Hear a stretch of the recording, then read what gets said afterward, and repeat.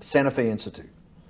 Why, when you're at the top of your game on Wall Street, do you decide to finance, which was at the time, or endow, or become the donor or sponsor, however you want to say it, for what was considered the most cutting edge group of mathematicians in the world?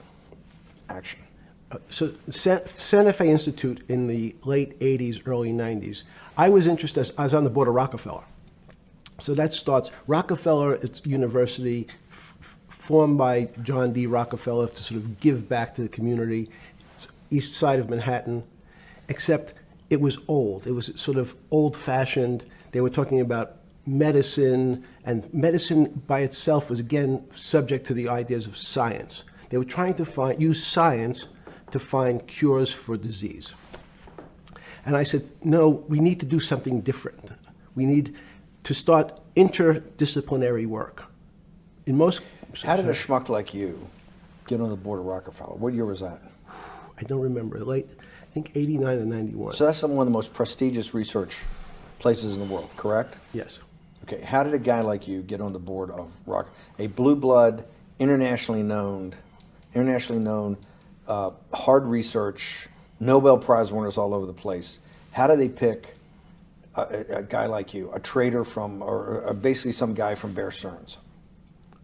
Good question. So I was asked to be on the board of Rockefeller. And I think it was, I was on the board of Rockefeller. There was a money manager who said, Rockefeller needs someone with financial expertise because the university is growing and there's lots of new things. You have to, again, we go back to the original discussion the last time. Up until the mid-'80s or sort of early mid-'70s, the most important thing was your name. If you were Rockefeller, you already were considered to be brilliant.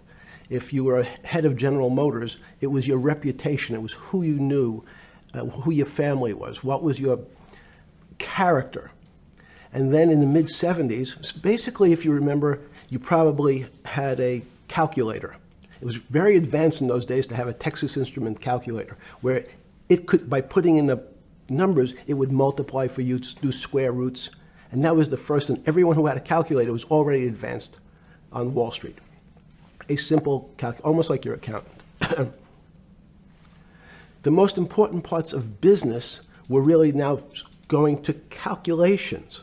So it's not only mathematics, but it's things that could be calculated. Reputation couldn't be calculated. I could give you, are you a 10 on a reputation scale, an 8? What does it mean to have a measurement of your reputation? We'll get to that later. But places like Rockefeller needed someone to say, look, we're entering a different world where numbers and the numbers of companies, portfolio management was going to be balanced. It was going to be statistical. Jeffrey, could you come on the board? Potentially sit on the finance committee, Nancy Kissinger and a bunch of other people. And David Rockefeller and I got along very well. He was this unbelievable human being. Respectful to everyone. He introduced his driver as his colleague, not his driver. He would never say, this is my driver. He said, it's my colleague. And David started to explain to me world politics. So David would say, Jeffrey, money is going to be sort of the most important things. People don't understand money. You seem to have this knack for money. I said to David, tell me about your life. What was the worst and the best part of your life? So David said, when I grew up, everyone knew I was a Rockefeller. They didn't know that my father told me he would not leave me a dime. No money. But every time we went out to eat, me and my 5 friends in school, they would leave me the bill. They would expect me to pick up the check because I was a Rockefeller. And he said, I was chairman of Chase Bank. And he said, I remember like it was yesterday, one of the headlines in Time magazine said, David, please fire yourself.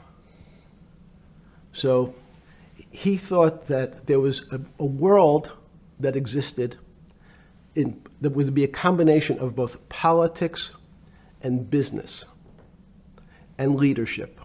What do I mean? He formed something called the Trilateral Commission. The Trilateral Commission is some spooky stuff. People said it was something, the Illuminati, there's some mystery about it, people that ran the world. It was politicians, but David said most countries, the politicians get elected for 4 years or 8 years, separate from the royal families in England or in the Middle East. Someone's there for 4 years and then they're not there anymore. The most important people to have stability and consistency would be businessmen. So he formed this Trilateral Commission of businessmen and politicians from 3 major continents. So it was the North Americans, the Europeans, and the Asians. So he said to me, would you like to be on the Trilateral Commission? Now, I was 30 years old, 32 years old. I said, great. And he said, well, you have to fill out this application so they have your bio. And I looked at the list of people, and it was Bill Clinton, former president of the United States, Paul Volcker, every great leader in America, the Asians, the Japanese, and with a very long description of their history. And they asked me to fill in what I would like to have written. And I wrote Jeffrey Epstein, comma, just a good kid, which I thought was funny, nobody else did. So in answer to your question, at that time I recognized around the world that monies and currencies were not really well understood. But again, it was only numbers. So numbers, and I'll get to the fact that it was bad thinking. Numbers are very good. Are most people that you meet, even on Trilateral Commission, when you meet most people, do you find most leaders financially illiterate, economically illiterate? Most political leaders don't come out of a background of finance. Most political leaders come out of a background of being popular. So in some of the countries, in some of the African countries, for example, they might have been a military person. They were a general. In some of the African countries, they might have been a disc jockey. Or in our country, they would have been an actor.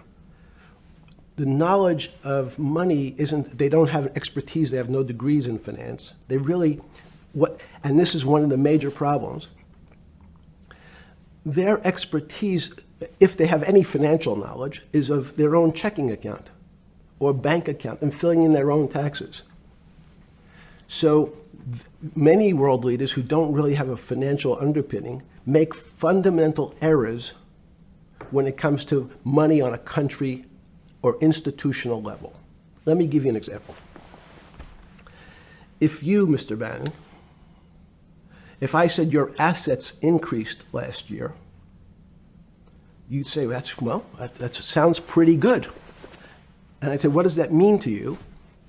You'd say, well, I have more money. I guess I'm wealthier. I'd say yes.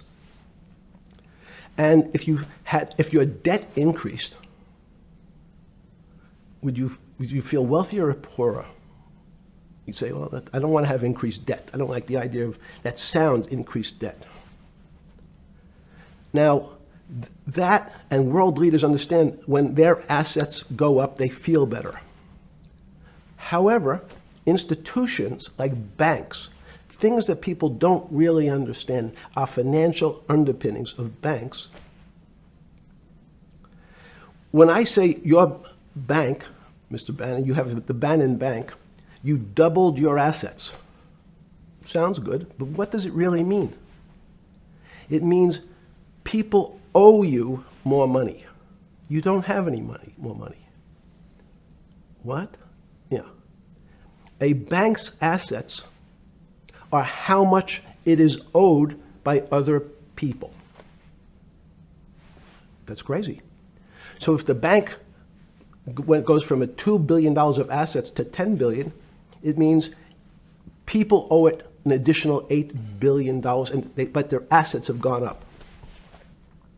So the terminology of assets and liabilities is different for banks. It's not natural. And what most people, and you ask questions about world leaders, there's many people, I think your old boss Mercer understood, there's a fundamental part of money which is called fractionalized banking. And fractionalized banking is something that finance people understand, and the people on the street, and when I say people on the street, that's where I was when I started on Wall Street, would find it impossible to believe. Impossible. Why? Bannon Bank, I give you $1, just one single dollar. In our system of banking, I would say, okay, Steve, I gave you $1. How much could you lend out to your friends? And your natural reaction would be probably something less than $1 because I want to keep something in my pocket. The way our system works is if you as a bank are holding my dollar, you can lend out an additional $8 or $9. No, it's impossible. I only have $1, Jeffrey. We have something called fractionalized reserves, which is if you have 1, you can lend out 9. That's the way our system works. And so not only do world leaders not understand banking, but the man on the street, my father who worked in the park department, it would be beyond his imagination that people could lend out more money than they actually had in their pocket. Next question. Wait, how did this, in understanding that, when you get on something like the Trilateral Commission, you're on the board at Rockefeller, which is the most advanced research. You get brought into the Trilateral, which is the elite of the elite.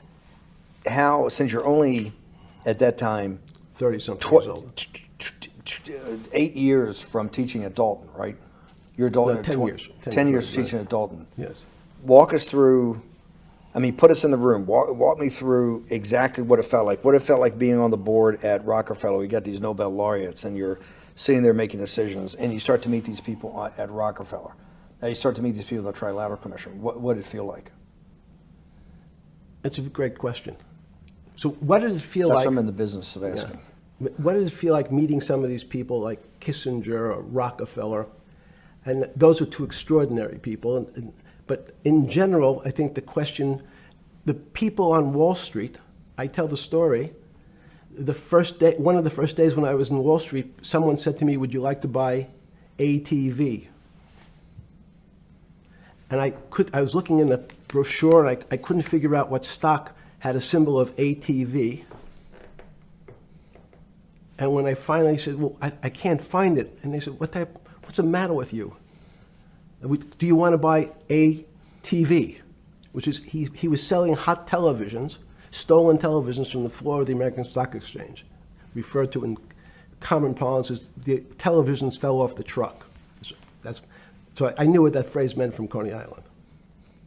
But what I found was most people, be it in business, in normal life, or in the world leaders, don't really understand money. It is something they think about. They have a sense of what it is. They certainly want more of it. But they also make statements like, we want more money, but we don't want more debt, which just shows a misunderstanding of what money at its core really is. So most people don't, they want to make it, they want to save it, but to understand it intimately is not a normal characteristic. Just give me approximate. You joined the Trilateral Commission. I think it might be 90. And we'll be able to show we'll pull down the chart of where your name was, but just give me roughly when it was.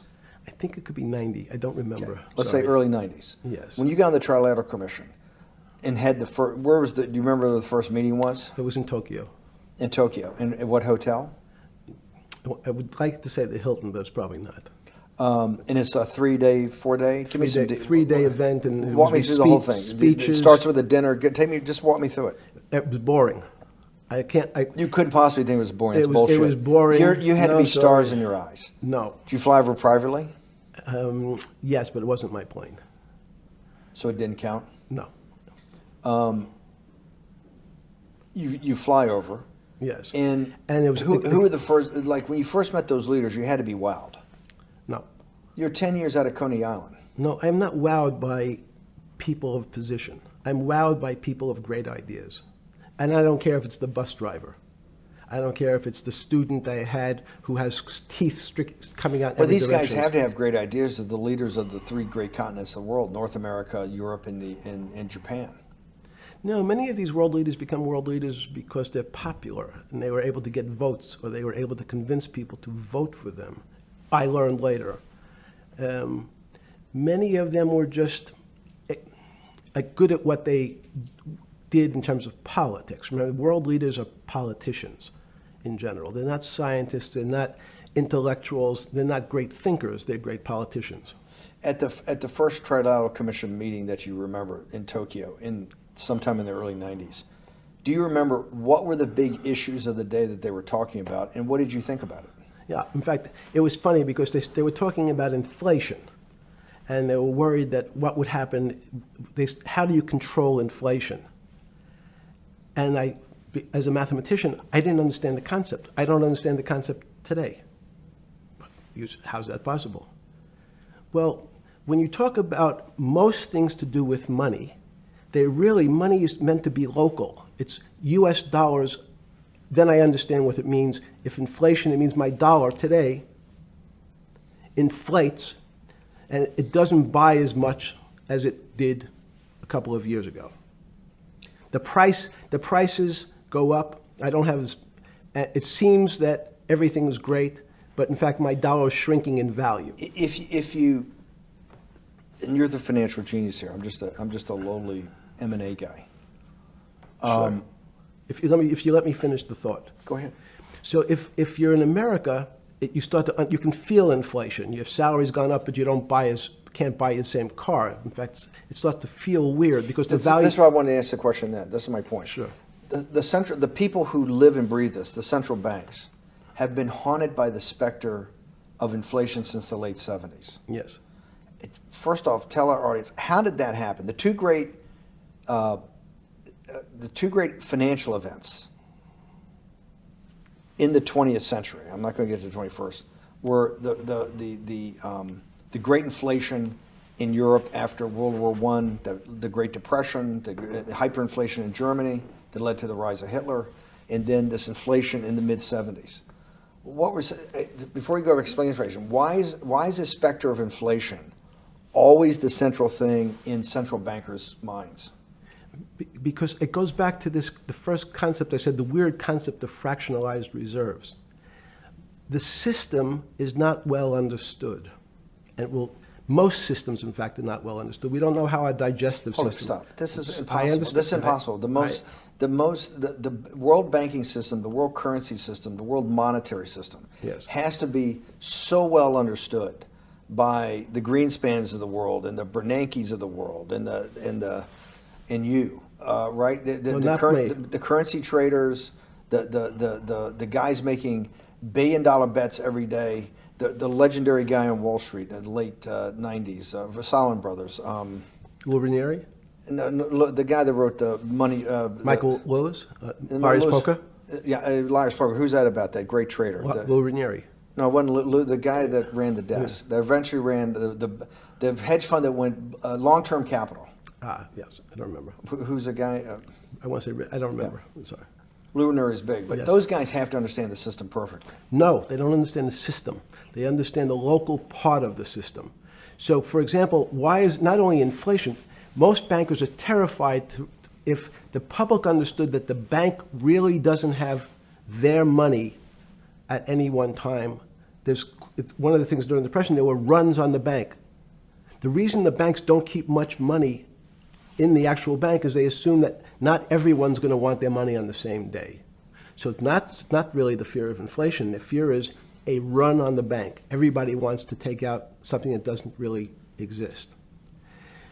Inflation is tied to interest rates. It's a more complicated example. But when your money doesn't buy the same amount of product this year than it did last year, if it buys less and less, like it happened, you used the term hyperinflation. There's certain countries that are not managed well, like in Africa at the current, a $100 billion bill in Zimbabwe is worth 1 American cent. That's the perfect example of hyperinflation. It goes up, it doubles every day. So people are afraid that their value in the system starts to break down. But so if I said to you, does your doctor understand your body system? You'd say, well, I hope so, because I want him to keep me healthy. But you could have a kidney infection, you could have a heart attack, you could have a broken knee. There's lots of pieces of this system. And in fact, when you ask the question, very few doctors understand your entire body. There's a specialist for your knee, there's a specialist for your polynoidal cyst, there's a specialist for your head, and now we have specialists in different areas.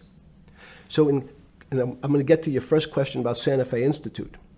The world economy and your body are both comprised of little systems interacting with each other and making one big system. This is what's stunning for all the little guys out there, the populist movement, the little guys that haven't had a pay raise in 30 years. They think that these elites, have everything. The guys in the room making the decisions, the party of Davos guys. You're sitting there, you don't think many people today really understand the complexity and really all the moving pieces and how they interconnect to the world's financial system. No, not only don't they understand the complexity, and that goes back to Santa Fe Institute was an attempt of trying to see if there was a way to mathematize, formularize, or algorithmically understand what the term complexity means.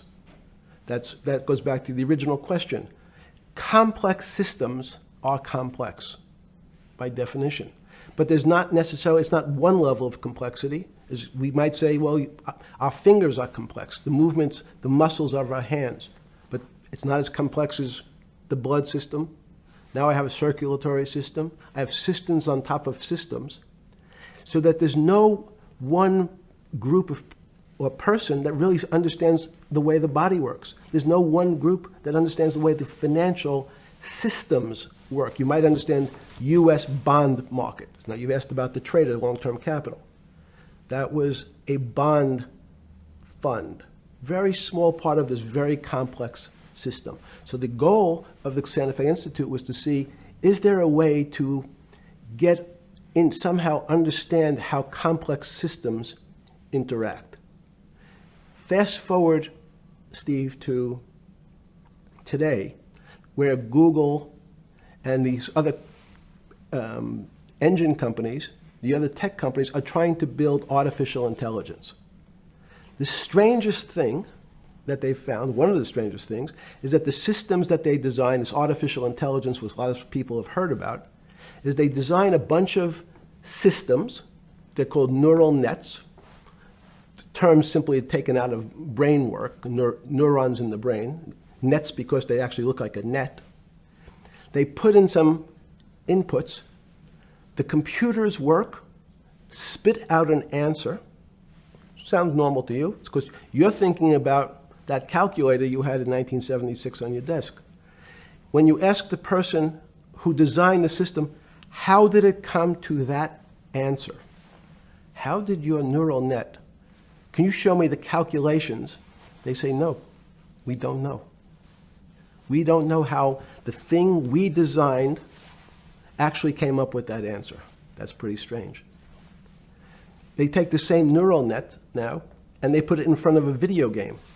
No learning, nothing. They said to the computer, they say, sit in front of your video game and learn how to play. It seems the computer learns better than any human in history, faster than any human in history, beats any human in history, but when you ask the designer how did it do it, no one knows. It just did it.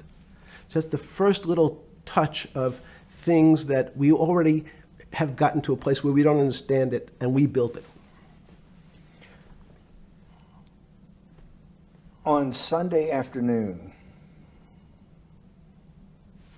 September 14th, 2008, where were you? Sorry? It was the night they put Lehman Brothers in bankruptcy in London. I was in jail. Seriously? Yes. So the financial crisis of 2008 happened when you were in jail? Yes. Oh, this is going to be so amazing. This is going to be so amazing. I take it you didn't have your Wall Street Journal dropped off to you in the morning, your Financial Times? No. How did you hear about because I want I forgot about this, but yes. I'm trying to this is going to be amazing. Let's go back and do that again. Sunday afternoon, because I want to find out about people, the geniuses understanding the complexity of the financial system. Because I think the best example we have is the financial crisis, the crash of 2008.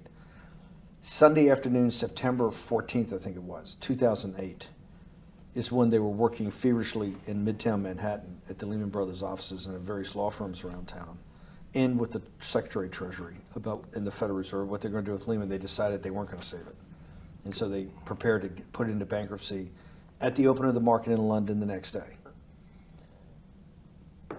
How did you hear about what was going to happen to Lehman Brothers, and what did you immediately think when you heard they was going to be put into bankruptcy? I'm glad you asked that question. I was in solitary confinement September 14th. And again, some of the public stories about the wonderful time I had in jail and my work release, which didn't come till months after.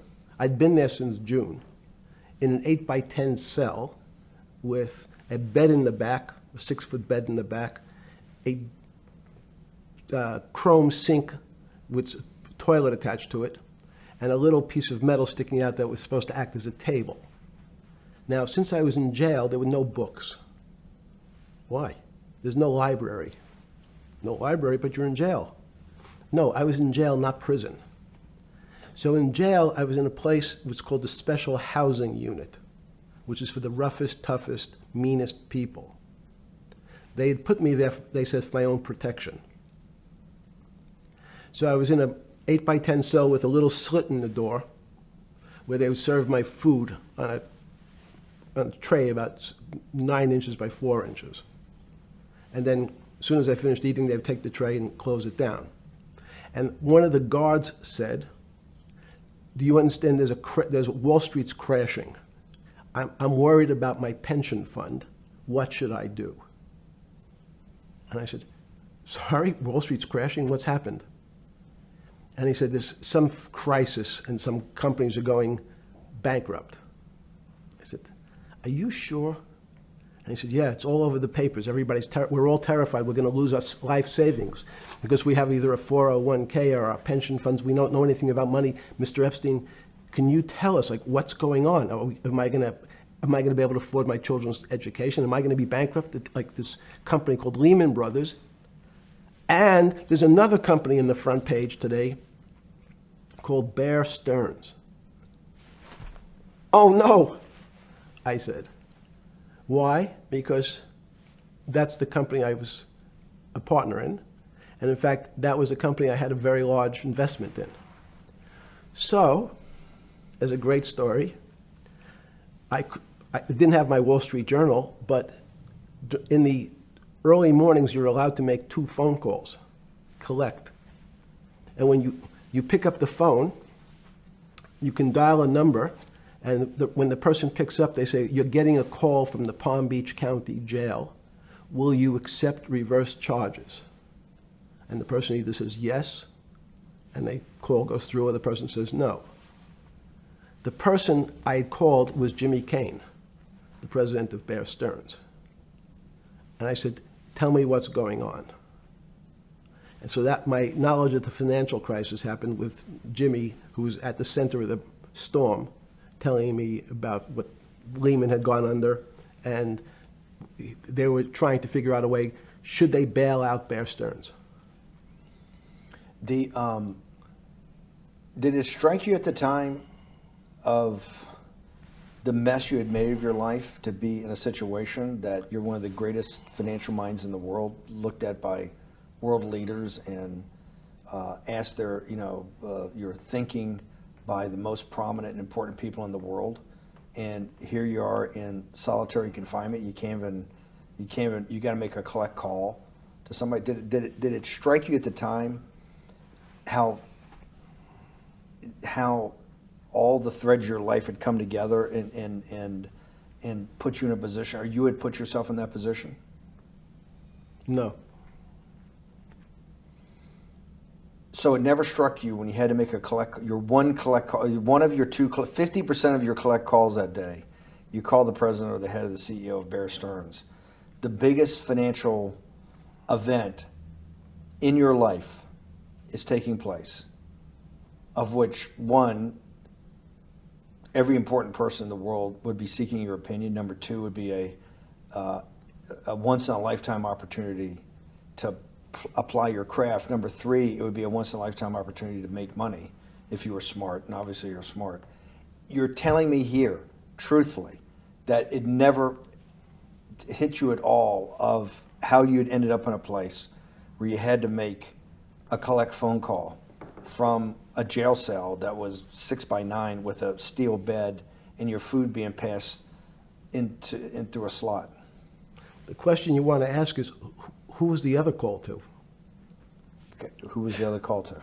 The other call was to my friend at J.P. Morgan, who was then, I didn't know it at the time, trying to buy Bear Stearns.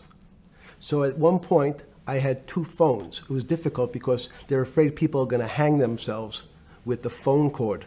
So they don't actually come together and they're pretty short. So I was actually going between two phones talking to Bear Stearns and J.P. Morgan at the same time. So I found it amusing.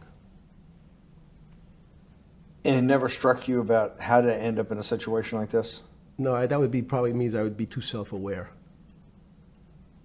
You can't possibly expect me to believe this. I know.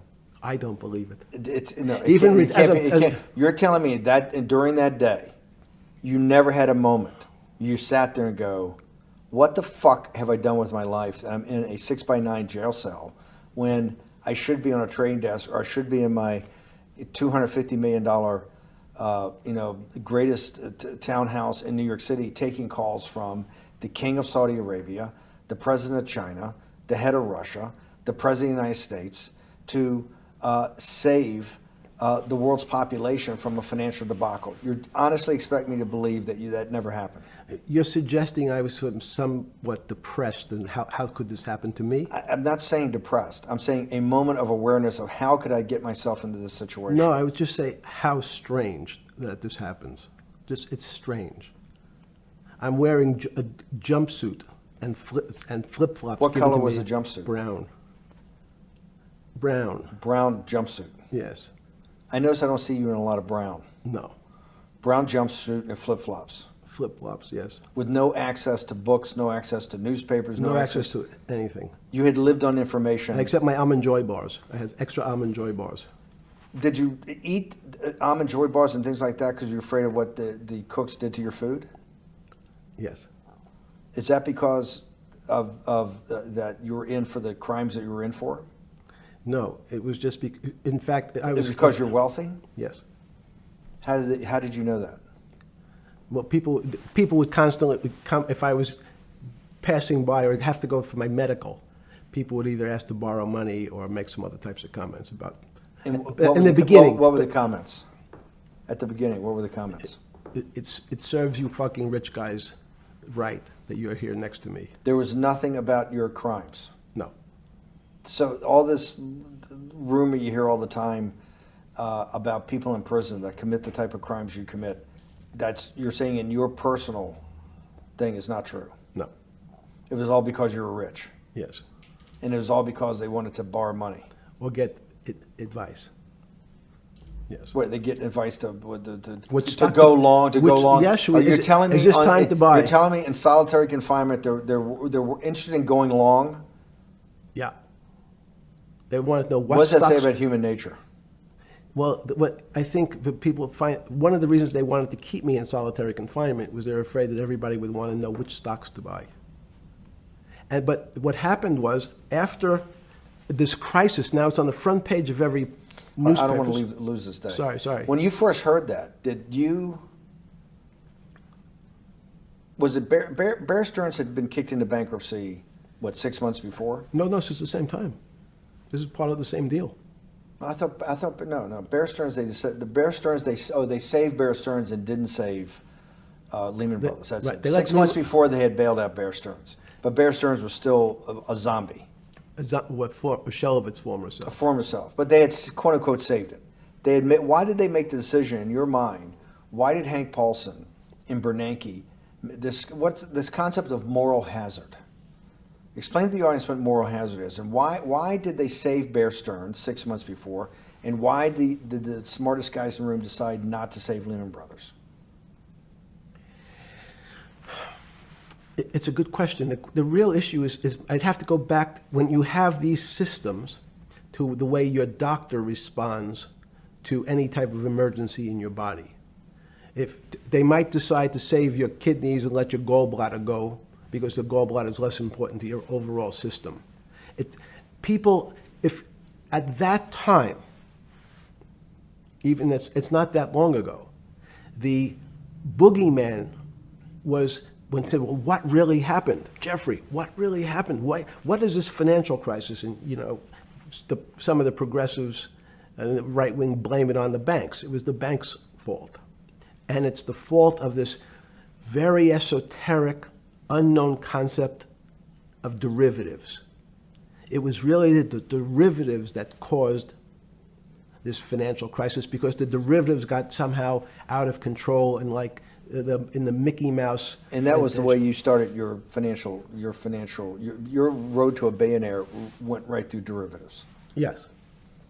But derivatives were not the cause. Derivatives were not the cause at all. It's like saying your hair was the cause of your heart attack because it was on top of your head. So what was the cause? There isn't, let me say, there's no one specific cause. These are system collapses. So many times when they have to make your death certificate, when you say, well, what did he die from? They'll say heart failure. But if you say, what was the cause of his heart failure? Well, he had low blood pressure, his sugar was high, he was diabetic, he had all these other problems. But you say, no, we need a word on your death certificate. Did he die from brain damage? Did he die from heart failure? That's the financial crisis. Many people said, well, what caused it? They wrote, like on its death certificate, derivatives. But derivatives are not a fundamental cause of anything. Was it Sunday or Monday? I take it was Monday morning when you made your two collect calls and you were talking to Bear Stearns on one hand and Morgan Stanley on the other. J.P. Morgan. J.P. Morgan. That was Monday morning. Did you, yeah. Jeffrey, being one of the financial geniuses in the world, did you understand what Lehman Brothers going into bankruptcy, the domino effect, that by Thursday the financial system would be under such extremis that if it didn't have $1 trillion cash infusion in the United States, it might collapse? Did you know that at the time? Did you view that at the time? Yes. You did? Yeah. Why? Again, I don't want to bore you or the audience with the idea of it's a medical procedure, but you had system failures. So you'd recognize that if I said to you, did you realize when your father was on the ground and he was clutching his chest and he couldn't breathe, it was a bad situation, he could die. That's how I saw it. Did you immediately think about the commercial paper market? I mean, the mechanical triggers that actually you had to blow through these circuit boards. Did you know the circuits? Did you understand the circuits?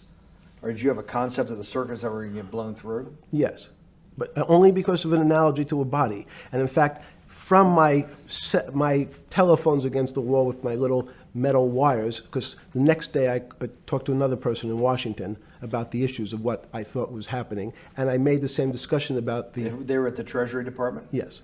So in a 6x9 cell in... The phones were outside the cell. In Palm Beach County, California? West Palm Beach, Florida. West Palm Beach, Florida. This was your juice diet. West Palm Beach, Florida. West Palm Beach, Florida. West Palm Beach, Florida. You're making a call to Washington, D.C. to talk to some deputy secretary of Treasury. Someone in Treasury. Right. Someone in Treasury. Right. And that does not, the night before you go to bed, it doesn't dawn on you at all. You never have a moment of self-reflection that, how did I end up on this metal cot when I should be at the center of things? No, I had a telephone. So I've said, I can talk to, it makes no difference where I am. In fact, I'm still talking to the same person if I was at my home in Palm Beach. But I'm here in jail. Home in Palm Beach. I can dial my own phone. That's bullshit. No, but you can also make 1,000 phone calls. Here you got to make one, and he's got to take. Think how much better that was. I had to decide who was the right person to call. That was unusual for me, because I would have called 20 people. And before. What was the advice you gave him? I said, you have a sick patient, and it's very much like a sick patient in the emergency room. You can't think about it like your car. People in normal walks of life think about money and things as a machine. And unfortunately, so if your car breaks, cars are always easy to fix. my jets, my cars, if it breaks, I know it can be fixed because it simply follows the same pattern. If this part breaks, you replace the part and the thing works again. People and the financial system are not machines. They can't be fixed the same way. You can't simply take out the bond, put some more juice into the commercial paper market, and that's like replacing the carburetor on the car. It's much more, I have a patient who can't breathe, has a stomach problem, can't see, looks bleeding at the same time. What do I do first? I have to think about it as a system. Where's the most logical place? What's the most dangerous place? If your heart stopped, we have to start your heart again. In the equivalent to the money market, why do I have to start your heart again? I need to get your blood flowing. If your blood stops, you're dead.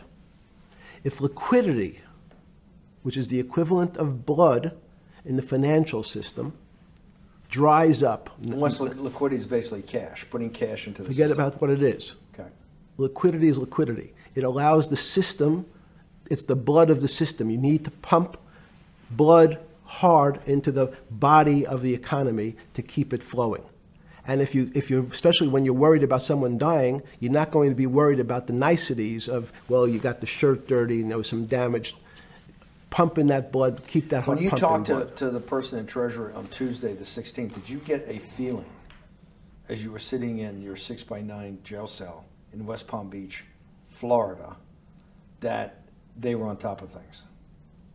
No, you can't. It's impossible to be on top of things. There's no such thing. It's, again, the doctor watching the patient die. You hopefully have some confidence that he's seen it before. He recognizes that there are some steps he has to take first before he bandages the guy's finger or worries about what shoes he has on. So you hope that the people in charge, your doctors who are working on the emergency patient, have enough experience and, frankly, judgment to try to keep the patient alive. Did you think that they had those things, patience and judgment? They had pretty good judgment, and you needed a lot of luck, just like in the dead patient. You need to, hopefully you put that blood in and it's not too late. And you make some mistakes, but you have to know you're going to have to give it a shock. In the run-up to the September crash of 2008, yeah. I guess you weren't occupied with finance. That whole summer, how long had you been in jail? Went to jail June 30th. So the entire summer? Yes. Before you went into jail, you were still very active in the financial markets? Yes. When you say active, you trade currencies every day, you trade stocks every day. When people, I don't do any. Someone like you, or you give advice to people to trade stocks or trade currencies. I don't trade every day. I think that's, like Woody Allen said, you can't beat the bank. So I try to pick my spots. George Soros picked his spot when the pound collapsed. This would have been a great money-making opportunity that passed me by when I was in jail, but that's not how I think. In the run-up to that, in the spring of 2008, that's when Bear Stearns got in problems, I think, in the spring of 2008, and they decided to bail it out. Did the Bear Stearns guys talk to you for advice at that time, when the big crisis in Bear Stearns? No, but see, again, unbeknownst to most people, and it's easy to blame people for the financial crisis, like you'd blame someone for giving your father the drink before he had his heart attack. But what really happened, the real enemy of the finance system was Bill Clinton. And if you ask me what and who caused the financial crisis, I would tell you it was Bill Clinton. Because of what Bob Rubin and he did to deregulate the financial system? No. Because as of the last time we had our 60-minute interview, you talked to me about home ownership. And you asked me whether everyone should own a home. And I told you, no, it's too risky. So the financial collapse of 2008 is because of hardworking African Americans, Hispanics, and whites who wanted to have a ownership stake in the society that all rests on their shoulders. They're the culprits. No, not at all. Okay, then I didn't say they were the culprits. I was pretty clear it was Bill Clinton. Okay. Why was it Bill Clinton? Because Bill Clinton wanted to get votes from those people. And he sold them the idea that instead of renting in a house, And historically, the values of houses have gone up. And he said, you guys in these local communities who haven't been able to afford a house before, I'm going to show you a way. I'm going to give you a way, because I'm sure I'll get your vote, that you can own a house, because I want your vote. So what we're going to do is I'm going to let you buy a house, Mr. Bannon, when you really, you're right on the border, maybe, or not even on the border. Your credit is not good. Okay, let's be honest. And it's not my fault, it's not Bill Clinton's fault, but if whatever happens, at the moment your credit score or whatever it is, your credit's not good. Now, normally, you come to me and want to borrow money, I'm a bank, and I say, I'm sorry, Mr. Bannon, I can't lend you money because your credit score is not up to where it needs to be. Hopefully, if you work harder and clean up some of your problems, it will be. But no, what I say to you is, I'm going to figure out a way to lend you, not give you. I'm going to lend you money anyway, though you don't have a good credit score. And don't worry, I'm going to get rid of the term that you don't have bad credit. Bad credit sounds pejorative. You don't want to be a person. Sounds judgmental. Yeah, it sounds judgmental. So what we're going to do is we're going to call your credit situation subprime. Oh, nobody knows what that means. Subprime. That means prime is good credit. Subprime is not good credit, less than good credit. So we'll call it something that people really won't follow. And we'll tell you what, we're going to have people lend you money, though you are a subprime borrower, and I will figure out some government agencies to guarantee your loan, though I don't think you're a good risk. So the banks say, no, no, no, we don't want, initially, the bank said, sorry, this is too risky, Mr. President, for us. We're in the business of managing risk. It's not our money. It's the hard-working people's money sitting in our bank. We can't lend to people whose credit is not prime. You're asking us to lend to people who are subprime. And he says, here's the key, if you don't, Mr. Bannon, I'm going to make sure the Justice Department charges you with discriminatory lending because you refuse to lend to my subprimers. In business terms, you should never lend to. But what we'll do is I'm going to form an agency called Fannie Mae and Ginnie Mae, just another agency names. They'll guarantee your loan. So don't worry. Don't worry. You don't have to pay it back anymore. Even though and maybe you don't even have to work as hard anymore. That's probably a harsh statement, but these players, these two big firms, Fannie Mae, will guarantee the fact that that bank will receive its money. Now, the bank says, wow, best deal in history. I refused to lend to Mr. Bannon, but now he has the big brother, his Uncle Sam. He went to his Uncle Sam, and Uncle Sam says, I'm guaranteeing it. The bank says, I want everybody. Give me as many people as you can give me. Because Uncle Sam is the best credit in the world. Not only it's the United States government. We'll take it all. We'll take as much subprime as we can handle. Because it's the best investment for the moment. It's a strange investment because it has politics that has inserted its way into the numbers. Politics doesn't belong in the markets. But now we're going to have, I want the votes. We'll make guarantees that you who can't get a house normally will be able to get a house from the bank. The bank says, this is the best deal in history. We will package 100, 300, 1,000 of you subprimers, and we'll sell it off to somebody else. And the whole system becomes mired in subprime mortgages. That's becomes the What do issue. you mean mired? There's just Well- too much supply. It's a supply-demand problem. You get too much supply. No, it's a very good question.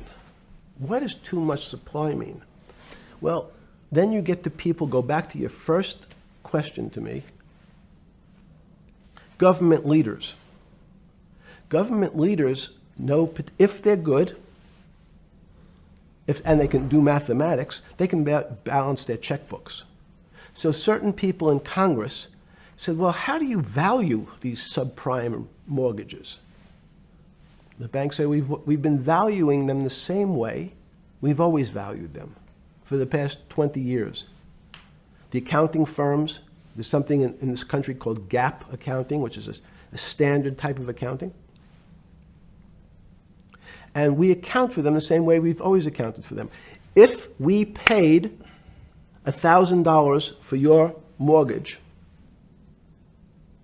last night, when we put it on our books today, we're going to say its value is $1,000. It makes sense. I paid for it last. What's its value? It's $1,000. That's what I paid for it last night. No. The Congress people said, that's not really a good answer, you know. That doesn't give us confidence that you know what you're doing. Because what happens if you have to sell it tomorrow morning?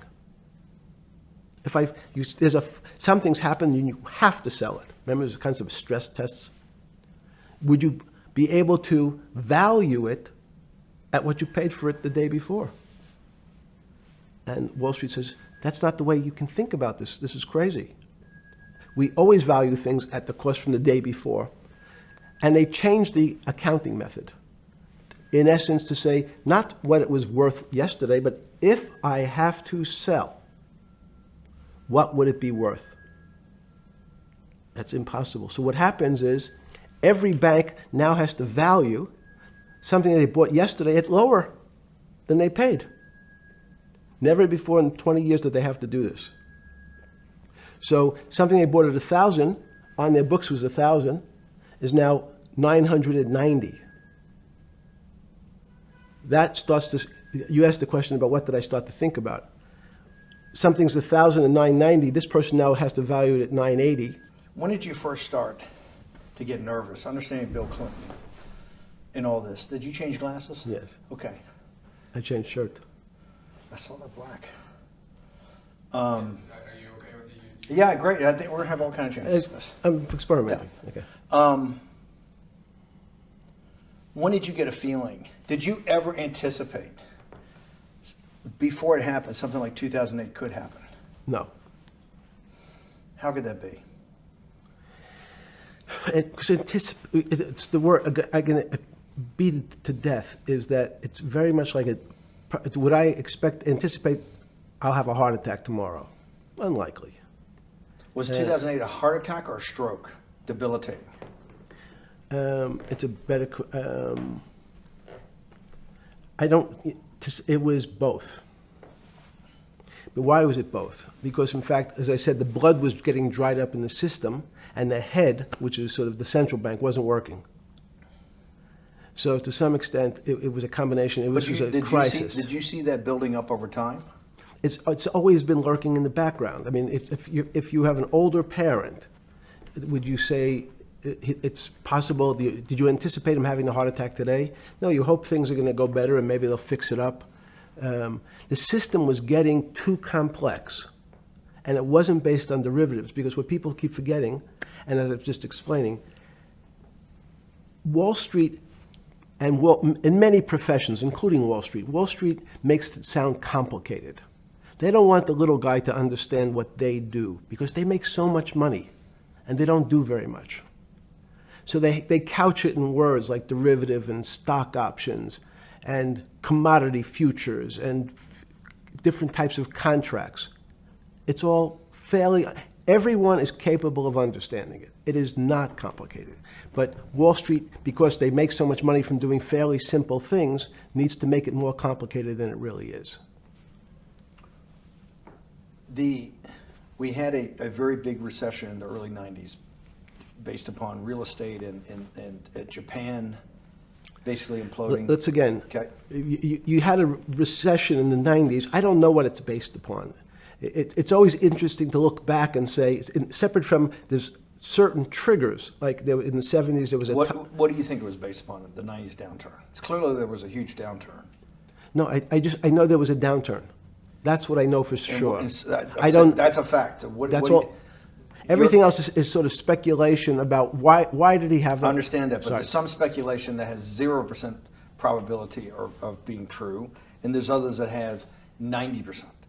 In the range, when you look at the range of alternatives of what could have caused it in 90, and what I'm trying to do is get you all the way up to 2008.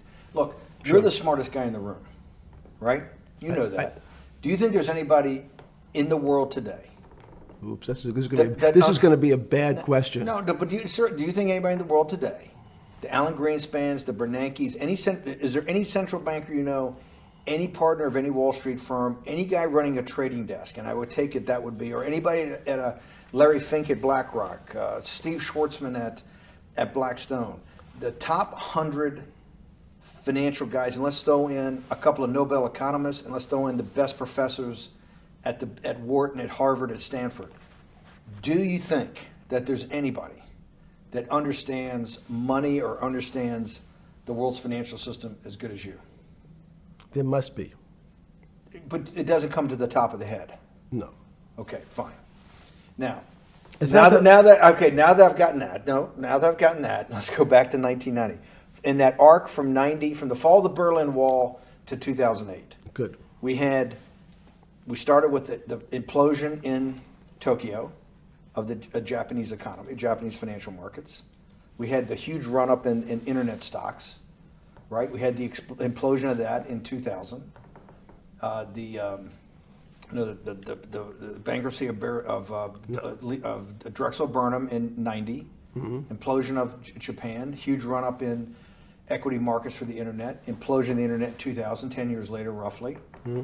And then this run-up through the Iraq War and all that, the run-up to 2008. Every 10 years, it seems like, we're in some sort of 10 years before the 1990s was the 70s. You sound like an astrologer. Okay. And not a financial person. You're supposed to be a mathematician. It just seems to me a pattern of every 10 years. That's misleading. That's exactly right. Because people like to see patterns. People like to see patterns where there are none. So a pattern of a financial crisis every 10 years is just in my mind. Yes. Long-term capital that had to be bailed out back in the late 90s when everybody panicked. And that wasn't that bailout today would look small, and it was $5 billion or was $30 billion. Businesses fail all the time. But long-term capital, and the Federal Reserve stepped in. But I'm saying people go bad. Things go bad all the time. Yes, you're correct.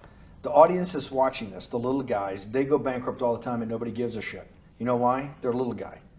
But when long-term capital management goes bankrupt, or Bear Stearns goes bankrupt, or Lehman Brothers goes bankrupt, people care because it's an unfair characterization. Why do you say that? Because again, it's the complexity of the situation. If you think about you have a complex system. You have your body. Now, in fact, the little guy is my finger. This is. And Bear Stearns is your heart. That's correct. The banking system is my heart. The system, I can't risk my because remember, it's not only my. You haven't been able to name. Hang on. You haven't. Hang on. No, hang. I was trying to hang. I wanted to see if the hang on worked. No. You haven't been able. You're not good enough yet. You're like junior wizard trying to do it. You haven't. Yes. I'll say, since we can't name another guy that's as good as you. There may be a couple out there. You're not bragging. You're humble. It had to be sometime. Please tell me there was some time before you went to jail and basically got cut off from daily information in the summer of 2008, that you started to get very nervous that this complex system, that something was deeply wrong. Okay, first, let's go back. When I say no one understands the system better than I do, it doesn't mean I understand. You always sound like a doctor. You're afraid he's going to get sued for giving a thing. Yes, you're not taking on any liability. There's no contingent liability here for your answers. No. But the word understand is the problem. Okay. I don't understand the system. So I don't understand the financial system. Please stop. You cannot sit here and tell me. No. What we just went through, I'll go through again. The hedge fund managers, the money managers, the central bankers, the commercial bankers, the heads of the investment banks, the heads of all the trading desks, the top economists, and I'll throw in the business school lecturers at Stanford. Of all the top 200, 250, you can't name at the top of your head the guys are at least at your level. You have to understand it somewhat. No. Sorry. We all don't understand it. No one understands it. It's a miracle. It's that's part of the problem. It's impossible to understand. That word understand simply means if this happens here, that will happen there. It's predictable. Understanding means it's predictable. It's not predictable. That's the problem. In complex systems, that was the fascination. Is there a way to tease out some level of predictability? So even No. In fact, you would ask the question, it's a great question, which was it a stroke or a heart attack? Now, most people don't know that before they were going to have a stroke, they had a stroke. They just have a stroke. Do they understand why?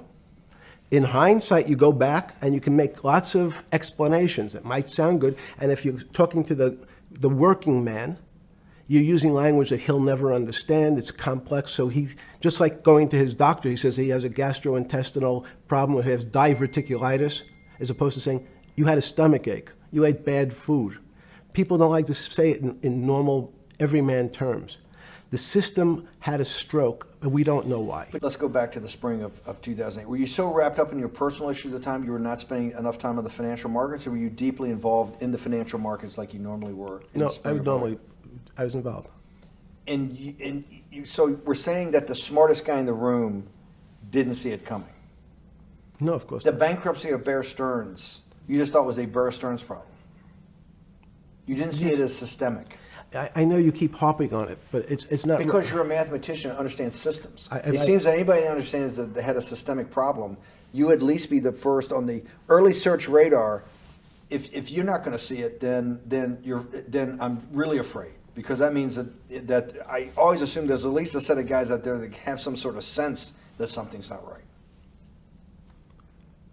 Imagine the guy who has a stroke or had the heart attack. When you ask him, did you feel funny the day before?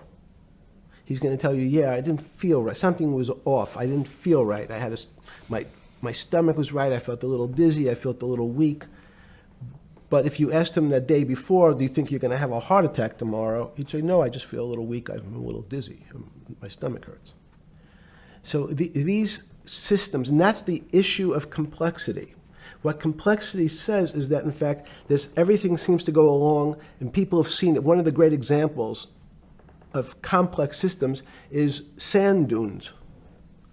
In fact, the sand keeps building up. People have seen some, and all of a sudden, one more sand drop, and all the sand starts running down the hills. That's the way I see the financial market. When you funded Santa Fe in the early 90s or late 80s? I believe it was early 90s. I can get back to you. But early 90s, Santa Fe was funded for the study of complexity theory. It was studied with math. So let's back up. So why did I buy a ranch in New Mexico in 1993? So that gives you some sense. So I would have funded it in 1990. Los Alamos, which was the high energy lab up in New Mexico, was losing all its scientists. And Los Alamos, it was where Oppenheimer and where a lot of the nuclear weapons program, the bomb. That's where the Manhattan Project. Manhattan Project was Yes, as Los Alamos, and you bought your property out in New Mexico to be near that? Yes, because the scientists were they cut the funding for high energy physics. But the people who worked in Los Alamos would still be in the Santa Fe area. They cut that because this was the Cold War dividend, right? I don't remember exactly why. It was because, again, people thought that physics and high energy physics really wasn't that important. Because that was about nuclear weapons. No, it was because they decided, which may be not right. This was the same time that Murray Gell-Mann came up with the term quark, Q-U-A-R-K. He picked it out of an old poem, the word quark. But it was mysterious. So they were starting to understand in the 90s that our world of the physics world, there was things that were just unexplainable. They called it strange things. You gave it a name. You gave it some characteristics. You called it had charm. It was one of the terms. It had a charm. It had a flavor. It had a color. But Nobody really, no one, Mr. Bannon, understood what it was, just like the financial system. And you wanted to investigate that. I wanted to see if we could build tools so others smarter than me could help investigate it. And that was the beginning of your concept of the Santa Fe Institute. Yes. And Santa Fe Institute was founded to do study in this type of... Can these areas of strange things be described by some form of mathematics? So that's what I'm trying to get at. The foundational thought, the organizing principle of Santa Fe, yes, in the high physics lab at Los Alamos, right, which had been the headquarters of Manhattan, and the Trinity Project, right, the bomb. Yes. So you're talking about the elite, the high priest of physics. Of physics. Yes, sir. Which high priest of physics, some subset of that is also mathematics. Yes, they're both similar. Project out. One of the tools you want to do is to make sure that in this complex system, the finance system, I'm doing a lot of this for philanthropy and a lot for the good of mankind, but also to be able to understand this complex system, the most complex outside of maybe our body, of the financial world. Yes. Did they create tools, or were you smarter in than the mid-aughts, 15 years later, than you had been then because of work that was done at Santa Fe? No, it was great. But in fact, most of the money, most of my philanthropy in the area of, can you describe things that appear to be unexplainable by mathematics, and can you fund people who have new ideas? And unfortunately, when someone thinks they've been able to, there was a man, Stuart Kaufman, when they think that, okay, I figured out how to be able to predict the unpredictable, what appears to other people to be unpredictable. But my system, in those days it was called genetic algorithms, can predict what things will happen, and they all want to make money. So they use their systems to try to figure out, they know they have figured out the way to make money because they figured out the unexplainable. They try, they go bankrupt, and we start again. So with a cold view, what I've come to realize is that the attempt to mathematize, formularize, or what in your prior work, to understand what really is, in today's world, still unexplainable, is impossible. They're miracles. Your first head of Santa Fe was Christopher Langdon, I think. Langdon from Australia. But Murray Gell-Mann was really the funder. He was the yes, rock. Yes, he was the rock. He was a Nobel Prize winner? Yes. Yes, and a wonderful guy. He came out and helped us with the Biosphere 2 project. He came with Chris Langdon. Yeah. Chris Langdon was the operator, the day-to-day guy. Chris was doing artificial life. Right. Murray tried to lead his own artificial life. Yes. When Chris came to Biosphere 2 for the first big conference we had in 1994, he was one of the most impressive guys there among all the world's elite. Kew Gardens, the Lawrence Livermore lab, the labs at Sandia, all the major universities, Lamont Doherty, all the big Earth observatories, Woods Hole. What set Langdon apart, I thought, and the reason I invited Santa Fe to be part of it, was Langdon actually made a presentation that everything, and he was making this to scientists, a lot of marine biologists, a lot of people that are just beginning, Wally Broker and people who were just beginning the study of climate change, at that time called global warming. That he made this compelling presentation that everything's really mathematics. Yes. It's all just back to math. And you have to, all these experiments you do, you're not, one of the reasons they're not considered by the high priest in physics as being real experiments is that they don't have a mathematical basis to it, and everything has a mathematical basis to it. Langdon seemed like a radical visionary. What happened to that concept? You go back 350 years. So you have Isaac Newton, you have Leibniz. From move forward, you have people like Heisenberg and Gödel, and what every one of those mathematicians and philosophers came to understand is that there's something there's numbers can describe certain things, approximate certain things. But in fact, trying to put measurements and numbers on other things that are really unexplainable is folly. So 300 years ago, they said that unexplainable realm was God. And people who attempted, in fact, to explain the unexplainable, who said, yes, I understand the unexplainable, were charlatans. They were the occults. They were the astrologers. They were the con men. Alchemist. Yes. Well, no, alchemist was, in fact, they believed that there was a way to transmute one metal into another. In fact, they always wanted to see if they can create gold. There's no reason, if you think about it, they recognize that one metal is different than another metal because it has some additional pieces to it. It has additional neutrons or protons or electrons. So because they thought it was a machine, they believed it was a machine, if I can take 5 protons and add 5, that gives me 10, I should be able to get gold. Move everything around inside these systems, the molecules transmute one molecule into another, and if this molecule I've transmuted it into is gold, I'm a rich man. It's back to money. But there's something strange happens. Isaac Newton says, this is really weird. If I want to push a ball on the table, I have to touch it. Maybe I have to blow on it. But I actually have to push one side of the ball or the book to move that side. I'm pushing here, and obviously this thing is what appears to us humans to be solid, so it moves as one thing. But the only way to get something to move was to touch it or put a force against it. Okay, seems to make sense. Everybody has that experience. I want to lift a glass, I lift it. If I want to push a ball, I push it. If I want to pull a ball, I pull it. But he recognized when the ball fell off the table, it went in a different direction. How's that possible? Nobody pushed the ball down. And he says, this is crazy. Why did the ball go down? I didn't push it. I just let it go. So someone's pushing the ball, because I know that I am confident that the only thing that gets something to move is with a force that pushes. So there's a force that's pushing the ball down. In fact, he called it gravity. He measured how fast it was pulled, but never was able to explain why it happened. How is it? What is gravity? It's this. Everybody says, well, why did the ball fall to the ground? Because gravity took it. But what's gravity?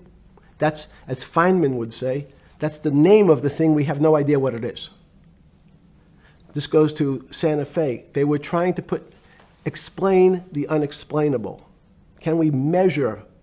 Can we figure out a way to predict the stock markets using these types of chaos complexity?